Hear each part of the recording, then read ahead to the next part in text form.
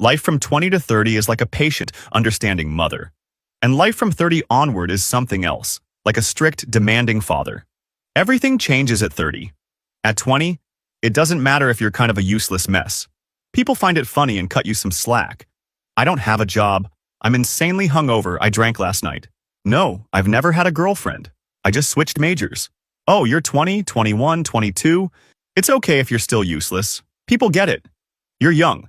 But as you get closer to 30, your family, your friends, and especially women start looking at you differently. They feel sorry for you. And you wonder, why? I'm still the same as before.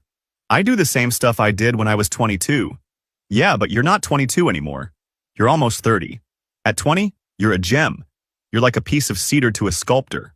You're not anything specific yet, but you're incredibly valuable because you could become anything. A sculpture, a table, a chair. Your future is full of possibilities. You're exciting. Your loved ones wonder, what will he become? But if you let 3, 5, 7 years go by and you're still the same, people aren't so excited about you anymore. The wood starts to rot. In your 20s, you're going up. Each year, you're more attractive, smarter. Your body is stronger and better looking. But after 30, you start to decline. Your body doesn't work like it used to, and your mind deteriorates a bit each year. You can compensate for that with experience. But if at 30 you're still the same useless mess you were at 22, no one is happy with you. You're an old kid, a piece of wood that's rotting. The potential you once had is slipping away. Sure, there are always those who make it big at 50 or 60, but they're the exception, not the rule. If you're 30 and haven't done anything yet, you're late. Still, when someone says enough and really commits to doing things right, it's amazing how much progress they can make in just a few months. Now, this book isn't cheap, but I wish I'd had it in my 20s. Because it shows you how, by changing just a few key habits, if you're truly committed, you can have a completely different life in a short time. It's called Atomic Habits. Here are 3 ways to lie by telling the truth. The first one is easy, the second is so-so, and the third is hard to pull off. What I'm about to show you is wrong. This is just so you can recognize it and avoid being taken advantage of. It's not so you can use it yourself. Number 1. The easiest and most common way to deceive someone while telling the truth is by using causality. You say 2 true things that seem connected, but they're not. For example, I say, I have to go. I have to take a call. And you think, he has to leave because he has to take a call. You assume the reason I'm leaving is the call, but I never said that. The real reason I'm leaving is because I'm bored of you, and at some point later, I'll need to take a call. I didn't lie. Well, I did, but I lied by telling the truth. Here's another example. Your girlfriend tells you she needs some time. That's true.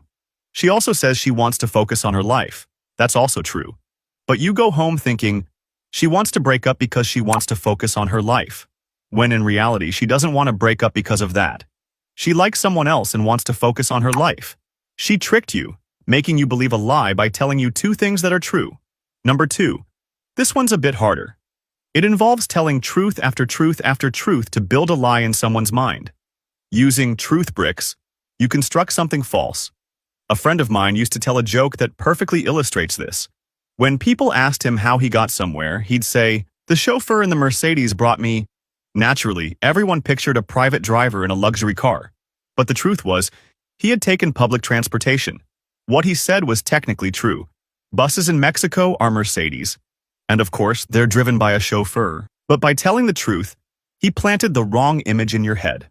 Number 3. Let's see if you'd fall for this one. You're about to buy circus tickets for $100 when a vendor comes up to you and says, No, don't buy them for $100. I have them 20% cheaper.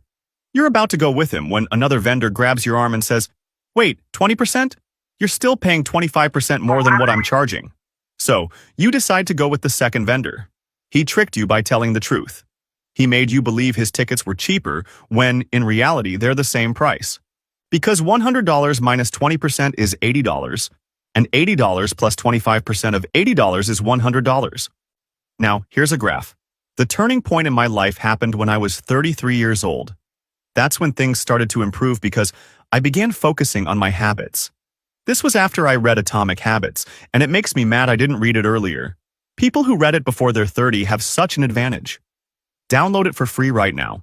In this video, I'll show you how.